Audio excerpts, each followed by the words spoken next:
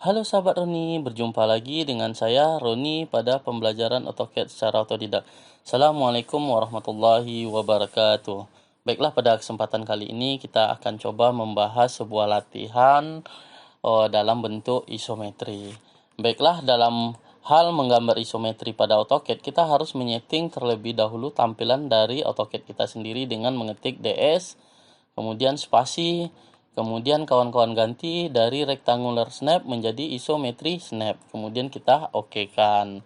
Kemudian kita mulai penggambaran dari sisi bagian bawah. Kita ketik line, kemudian kita klik di bawah. Kalau kursor kawan-kawan bergerak secara acak, maka kita bisa menggunakan F8 untuk mengarahkan kursor yang kita gunakan. Jadi ini ada sedikit gangguan juga. Oke. Kemudian untuk merubah arahnya, kita bisa mengklik F5. Line, kita klik di sisi bagian sini, kita gariskan ke atas itu adalah 76, ke atas itu adalah 70, ke depan itu adalah 10, ke bawah kalau kita hitung tadi 70 dikurang 25, maka itu adalah 45. 45 tambah 25, 45 tambah 25 itu adalah 70. Maka ini adalah 45. Kemudian ke sisi bagian depan 76, ini adalah 46. Maka ini adalah 46, ke bawah itu adalah 15. Ke sisi depan itu adalah 30. Oh, mohon maaf, ini juga berlebih. Coba kita gunakan kalkulator.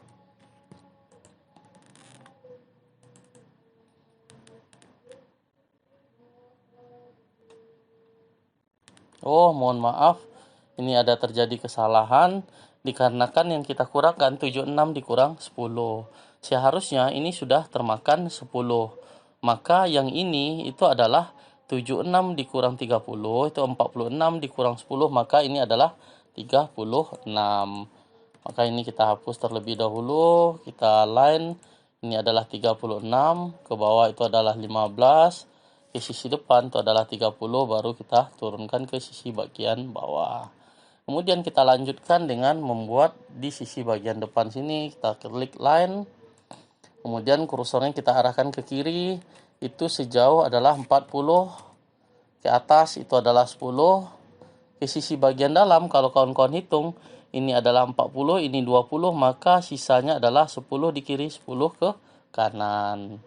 Maka ini adalah 10, kemudian ke atas ini adalah 15, ke depan itu adalah 20, ke bawah ini adalah 15, kemudian kita endingkan di titik akhir ini. Kemudian kita lanjutkan, ini kita lanjutkan tarik garis lurus, ini F5, terjadi perpotong, kita trim. Kemudian kita lanjutkan untuk pembuatan ini. Ini adalah 30. Kemudian kita geser ke kanan, kemudian line ini kita tarik ke bawah. Kita klik F5, itu adalah 15. Kita arahkan ke sisi bagian depan. Kemudian ini kita hubungkan ke sisi bagian sebelah kanan. Maka kalau gambar yang di bagian depan itu hampir selesai. Kita lanjutkan, ini adalah ke dalam itu adalah 30. Ke atas, klik F5, ini adalah 10. Ke belakang sini, itu adalah, kalau kita hitung tadi, ini adalah 46, dikurang 10, maka 36. Kemudian ke atas, F5 lagi, ini adalah 70 dikurang 25, itu adalah 45. 45, kemudian kita hubungkan ke sisi bagian depan. Kemudian kita lanjutkan di bagian belakang itu adalah 10.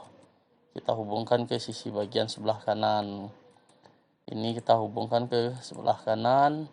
Maka kalau kawan-kawan lihat gambar kita sudah hampir selesai. Tinggal kawan-kawan membuatkan titik sumbu dari elips yang ada di bagian tengah-tengah ini. Kita buatkan garis bantu terlebih dahulu. Ini adalah ke titik bagian ini.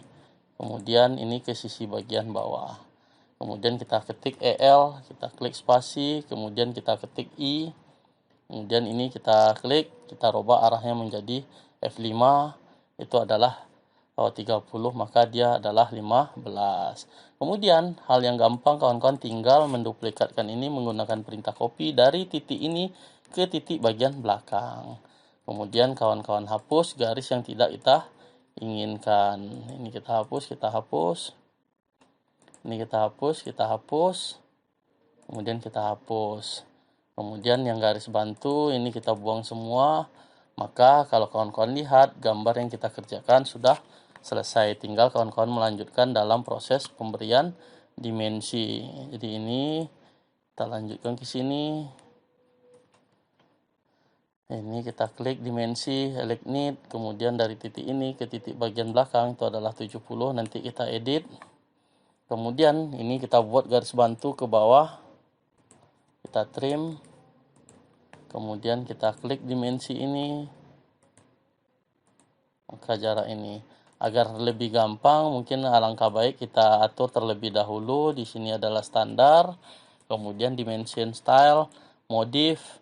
Di sini teksnya kita ganti, itu adalah menjadi 3.5. Di sini kita ganti ISO circle, ISO standar, kemudian kita ganti ke above. Kemudian ini kita ganti menjadi 1. Kemudian primary unit ini kita jadikan 1. Kemudian simbol ini kita jadikan 2. Ini 1 center mark, break size-nya kita jadikan 2. Kemudian ini line-nya, spasi line-nya kita kasih dia 1. Kemudian kita oke kan, kemudian kita close. Maka kalau kawan-kawan lihat, dimensi kita sudah sangat jelas. Kemudian kita lanjutkan dengan proses pemberian dimensi. Ini adalah 20. Kemudian tinggi ini ke sisi bagian bawah, ini adalah 10. Dari titik atas ke titik bagian bawah. Mohon maaf, ini tidak bisa kita tarik garisnya. Kita perlu membuat garis bantu terlebih dahulu. Ini, kemudian kita klik ini. Kita klik ini ke sisi bagian bawah, itu adalah 25. Kemudian kita lanjutkan dengan proses pemberian dimensi di bagian atas. Bagian atas ini adalah 40. Kemudian tebal ini ke sisi bagian atas. Ini ke sisi sebelah kanan itu adalah 10. Tinggi ini semua itu adalah 70. Kemudian dari titik tengah ini sendiri kita buat terlebih dahulu.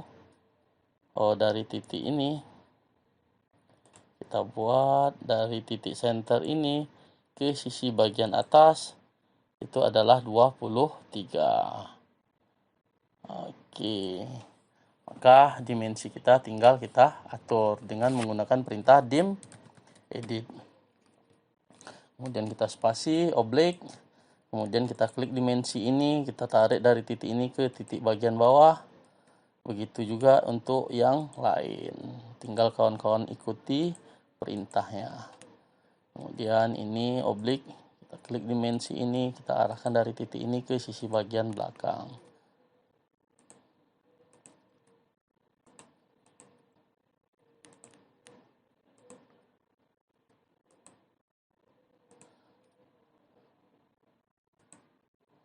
Oke, ini sudah hampir selesai yang sisi bagian bawah, sisi bagian belakang. Ini kita dim editkan, kita klik ini, kita arahkan kursor ke atas. Oblique.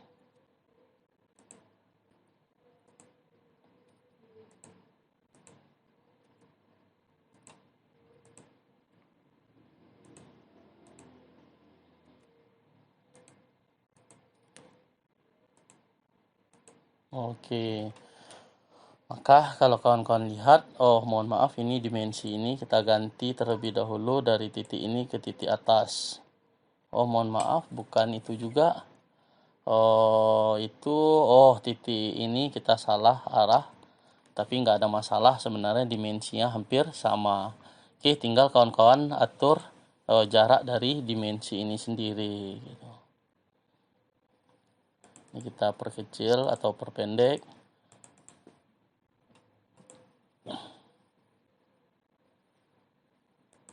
Oke, maka gambar yang kita kerjakan sudah hampir selesai, tinggal kawan-kawan mengganti dimensi ini menjadi warna merah. Kita MA kan, kita klik dimensi ini, kemudian kita klik semua dimensi, maka dimensi kita akan berubah menjadi warna merah.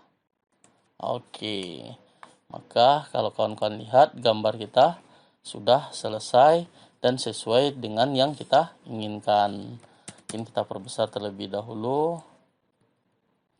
Oke, maka kalau kawan-kawan lihat gambar yang kita kerjakan sudah selesai dan sesuai dengan yang kita inginkan. Mungkin sekian tutorial latihan kita pada malam hari ini.